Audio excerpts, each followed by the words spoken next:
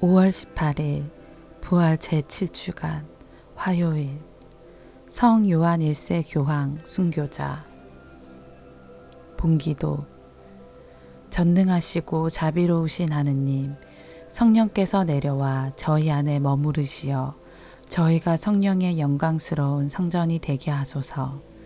성부와 성령과 말씀의 초대. 바오로 사도는 예루살렘으로 가면서 하느님 은총의 복음을 증언하는 일을 다 마칠 수만 있다면 목숨이야 조금도 아깝지 않다고 한다. 예수님께서는 아버지께로 가시며 제자들을 위하여 아버지께 기도하신다. 제1독서. 나는 달릴 길을 다 달려 주 예수님께 받은 직무를 다 마칩니다. 사도행전의 말씀입니다.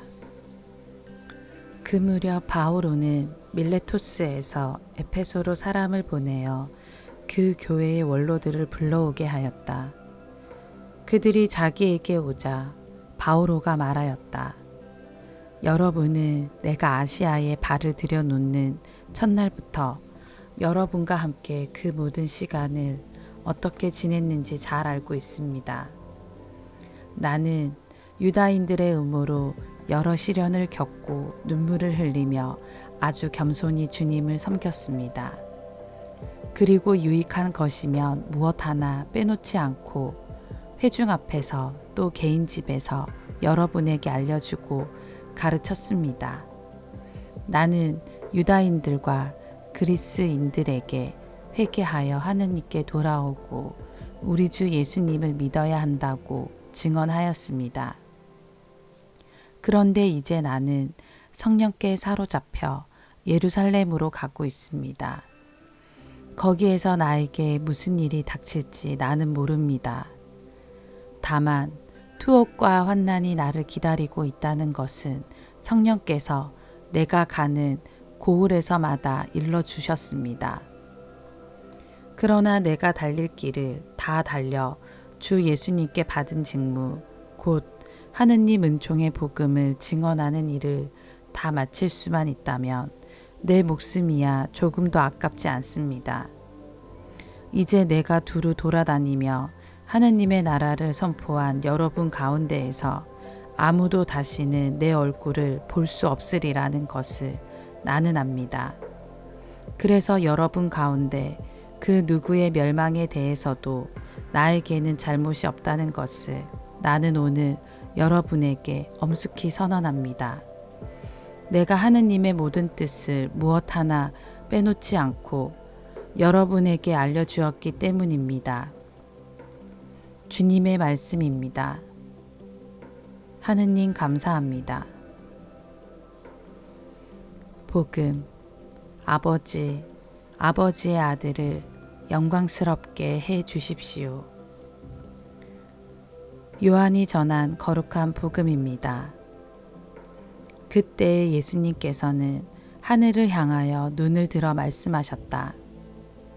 아버지, 때가 왔습니다. 아들이 아버지를 영광스럽게 하도록 아버지의 아들을 영광스럽게 해 주십시오. 아버지께서는 아들이 아버지께서 주신 모든 이에게 영원한 생명을 주도록 아들에게 모든 사람에 대한 권한을 주셨습니다. 영원한 생명이란 홀로 참 하느님이신 아버지를 알고 아버지께서 보내신 예수 그리스도를 아는 것입니다. 아버지께서 저에게 하라고 맡기신 일을 완수하여 저는 땅에서 아버지를 영광스럽게 하였습니다. 아버지, 세상이 생기기 전에 제가 아버지 앞에서 누리던 그 영광으로 이제 다시 아버지 앞에서 저를 영광스럽게 해 주십시오. 아버지께서 세상에서 뽑으시어 저에게 주신 이 사람들에게 저는 아버지의 이름을 드러냈습니다. 이들은 아버지의 사람들이었는데 아버지께서 저에게 주셨습니다. 그래서 이들은 아버지의 말씀을 지켰습니다. 이제 이들은 아버지께서 저에게 주신 모든 것이 아버지에게서 왔다는 것을 알고 있습니다.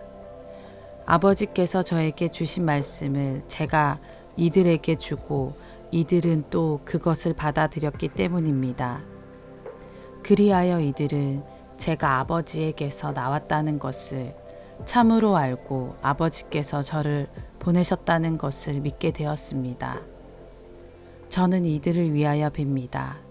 세상을 위해서가 아니라 아버지께서 저에게 주신 이들을 위하여 빕니다. 이들은 아버지의 사람들이기 때문입니다. 저의 것은 다 아버지의 것이고 아버지의 것은 제 것입니다. 이 사람들을 통하여 제가 영광스럽게 되었습니다.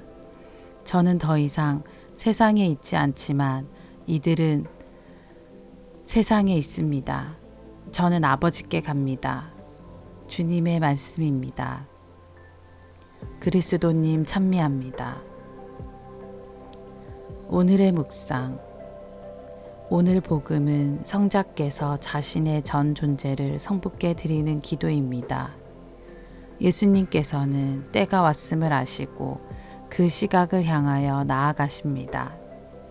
이 때는 사람의 아들이 십자가의 고난을 통하여 순종과 겸손으로 이루어진 영광스럽게 되는 때이며 성자께서 성부를 영광스럽게 하시는 때입니다. 또한 성자를 보내신 성부께서 이끌어 주시어 우리가 영원한 생명을 얻고 하느님의 한없는 사랑을 거저 선물로 받는 때입니다. 흠없는 당신 자신을 하느님께 바치신 예수님께서는 우리가 날마다 성찬례를 통하여 당신의 생명에 동참하기를 바라십니다. 우리는 미사 안에서 믿음으로 주님을 알아봅니다. 미사 때 사제가 신앙의 신비여라고 말하는 순간은 얼마나 오묘하고 신비스러운 시간입니까? 사제가 신앙의 신비여라고 말할 때 우리는 주님께서 주시는 신비하고 거룩하며 기쁨으로 가득 찬 부르심에 동참하기로 다짐하며 주님께서 오실 때까지 주님의 죽음을 전하며 부활을 선포하나이다 라고 응답합니다. 이 응답에는 십자가와 부활로 길이 영광 받으시는 주님을 찬미하며 우리가 이 신비로운 때의 증인으로 살겠다는 다짐이 들어 있습니다. 단 한 번의 희생으로 우리의 죄를 씻으신 주님을 따라 그분의 말씀대로 살아가겠다는 다짐입니다. 우리는 간염병의 세계적 유행으로 매우 어려운 시대를 살고 있습니다. 미사에 참례하기도 성체를 모시기도 어려운 시기입니다. 그렇기에 죽기 전에 단 한 번이라도 성체를 모시는 것이 소원이었던 순교자들의 신앙심을 배우게 됩니다. 여러 어려움으로 성체를 모시기 어렵더라도 우리의 삶에서 사랑을 실천하기를 게을리하지 말아야 합니다. 그리고 성체를 모실 수 있는 미사에 참여할 수 있는 시간을 적극적으로 찾아 신앙의 신비에 참여하도록 노력합시다. 아멘.